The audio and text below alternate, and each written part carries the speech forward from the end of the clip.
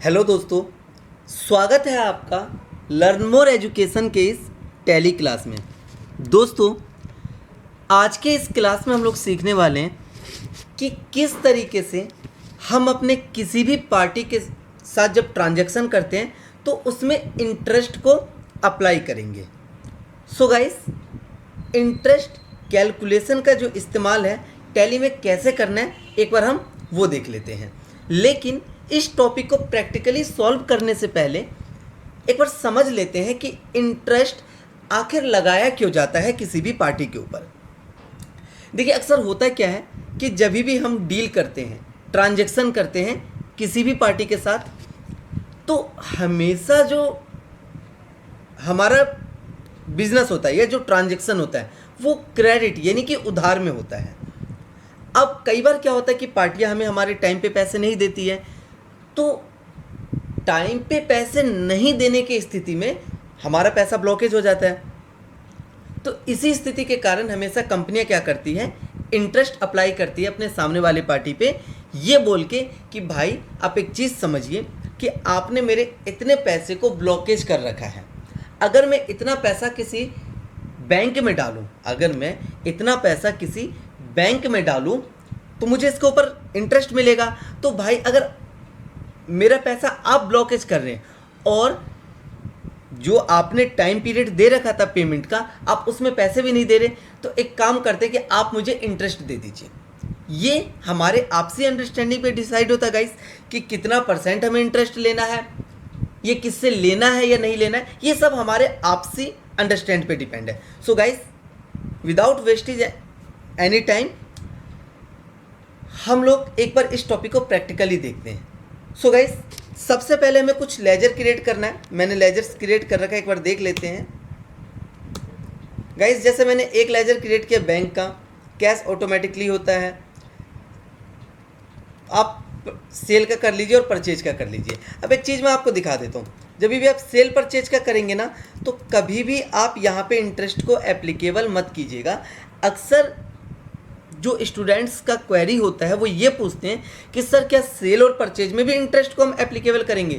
तो आंसर है नहीं, क्योंकि अगर आपने सेल और परचेज में कर दिया तो आप चाहे किसी भी पार्टी के साथ ट्रांजैक्शन करें, वो सभी पे इंटरेस्ट को कैलकुलेट कर लेगा।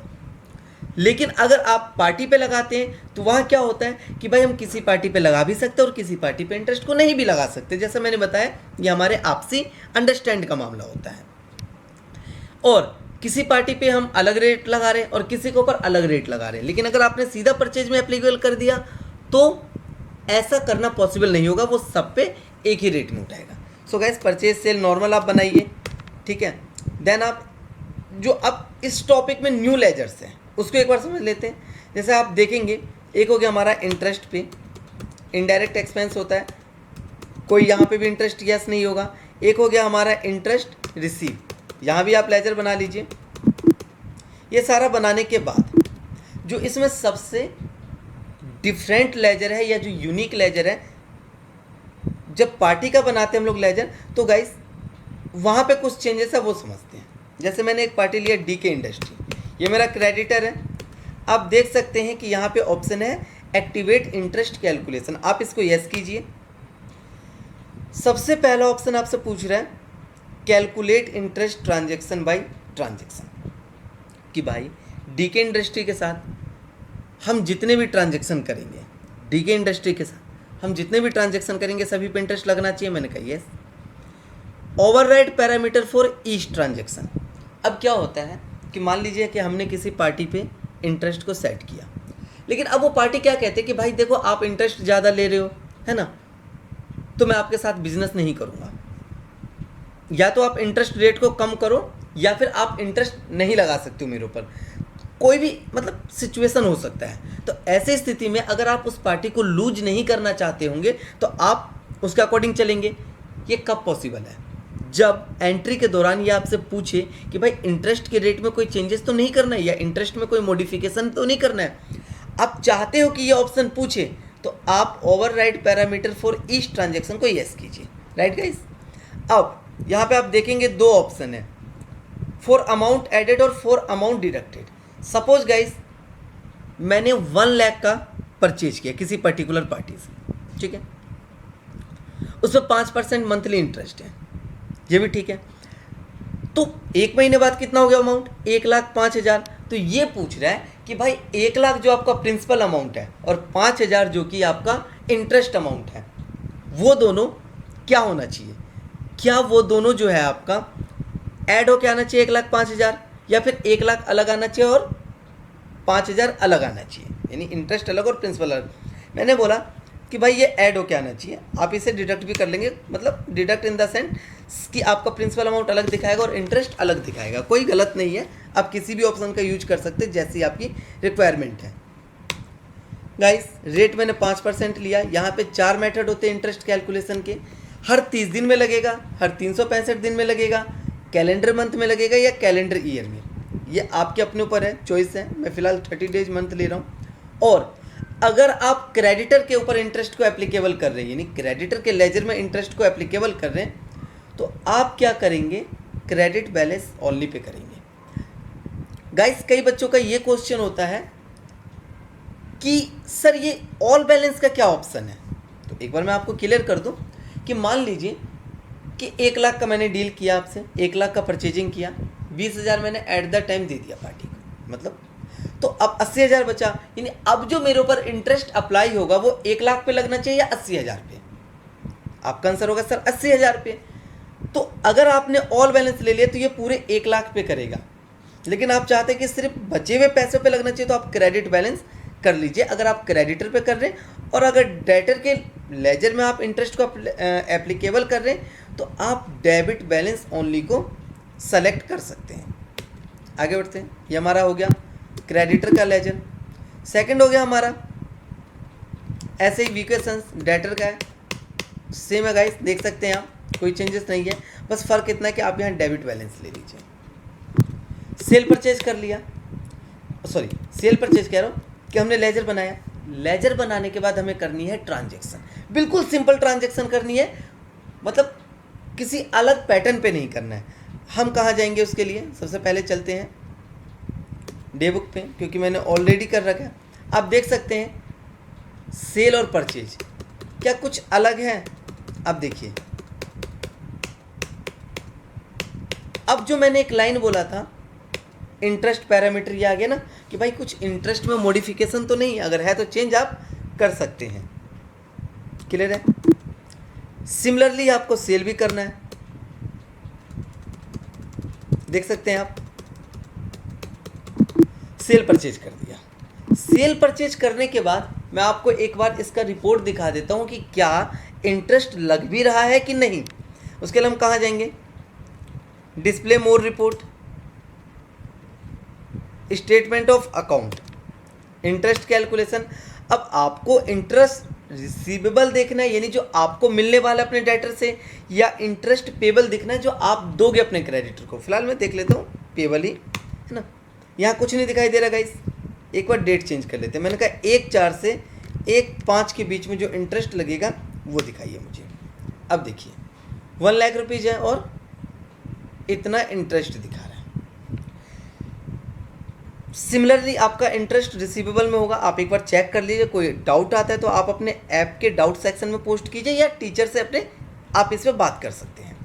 बट फिलहाल एक चीज़ समझिए, अब जब मैं इसे पे करने जाऊंगा, सपोज कीजिए मैंने 1 अप्रैल को ट्रांजैक्शन किया और 1 मई को जाके मैं पेमेंट करूंगा, तो ये 1 लाख तो उठा लेगा, लेकिन ये 5,000 रुपये कभी नहीं उठाएगा पेमेंट वाउचर। क्यों नहीं उठाएगा, वो ये पूछेगा भाई ये 5,000 क्या है, तो आप बोलेंगे कि ये परचेज करने के दौरान जो इंटरेस्ट लगा है मेरे पर ये वो है, तो टैली कहेगा कि भाई ऐसे नहीं समझने वाला मैं। आप क्या करो, अपने इस 5,000 को अपने बिल में ऐड करो, अपने बिल में ऐड करो, समझिए मेरी बात। तो अपने इंटरेस्ट के अमाउंट को अपने प्रिंसिपल अमाउंट में ऐड करने के लिए हम लोग क्या करेंगे, डेबिट नोट और क्रेडिट नोट का इस्तेमाल करेंगे। गाइस डेबिट नोट डेटर के लिए इस्तेमाल होगा, यानी डेटर के इंटरेस्ट को एडजस्ट करने के लिए, और क्रेडिट नोट क्रेडिटर के इंटरेस्ट को, यानी क्रेडिट नोट के थ्रू हम लोग अपने जो क्रेडिटर को इंटरेस्ट है उसे एडजस्ट करेंगे, और डेबिट नोट के थ्रू डेटर के इंटरेस्ट को। बट फिलहाल कैसे करेंगे ये समझते हैं। उसके लिए आप जाएंगे ऑल्टर में, वाउचर टाइप, यहाँ दिखेगा आपको डेबिट नोट, आप जाइए, कुछ भी नहीं चेंजेस करना। ये ऑप्शन देखिए, नेम ऑफ क्लास है, यहाँ क्या रखा मैंने, इंटरेस्ट क्लास, एंटर किया। Use class for interest accounting yes कीजिए, और amount to be treated as compound interest आप इसे यस कीजिए। कोई डाउट है इसमें? ये हो गया। सेकंड है हमारा इसके अंदर डेबिट नोट हो गया। ऐसे आप क्रेडिट नोट को कर सकते हैं, सेम है, पैटर्न में कुछ अलग नहीं है। ये होने के बाद आपको जाना है वाउचर, अल्ट के साथ जो F5 है वो डेबिट नोट की शॉर्ट की है, ऑल्ट के साथ F5, नीचे देख रहे हैं आप इंटरेस्ट क्लास, आप यहाँ पहुँच जाएंगे। अगर क्रेडिट नोट में जाना है तो ऑल्ट के साथ आप F6 जाएंगे और क्रेडिट नोट में इंटरेस्ट क्लास ले लिया।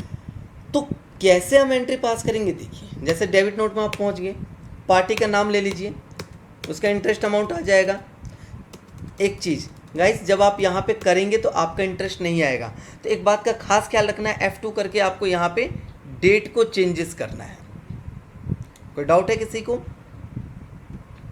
तो एक बार इसे आप करके देख लीजिए सेम स्टेज पे, क्लियर है? क्योंकि आप जब तक सेम डेट पे करेंगे ना, जैसे 1 अप्रैल को ट्रांजैक्शन हुआ और 1 अप्रैल को ही आप डेबिट नोट बना रहे हैं, तो कभी भी आपका इंटरेस्ट अमाउंट आएगा ही नहीं। तो हमेशा मतलब एक गैप होना चाहिए ना ट्रांजैक्शन और पेमेंट के बीच में, ये डेबिट नोट के बीच में, तभी इंटरेस्ट आएगा। आ गया?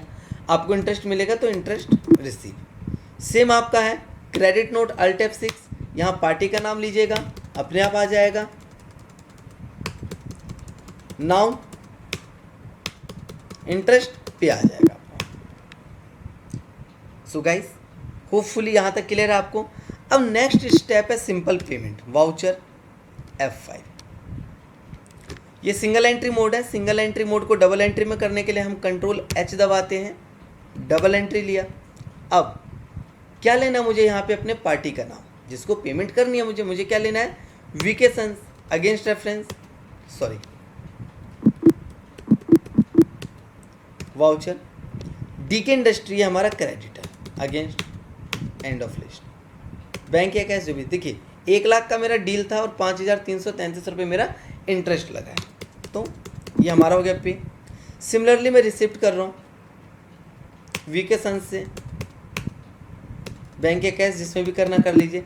अब एक बार रिपोर्ट पे दोबारा चलते हैं guys, display more report, statement of account, और यहाँ जाने के बाद आप किस पे जाएंगे, इंटरेस्ट कैलकुलेशन। आप किसी को भी देख लीजिए, पेबल हो रिसीवेबल हो, आप कुछ भी डेट ले लीजिए, 1/5 1/6, इंटरेस्ट नहीं आएगा क्योंकि हमने इंटरेस्ट और प्रिंसिपल अमाउंट दोनों को पे कर दिया है।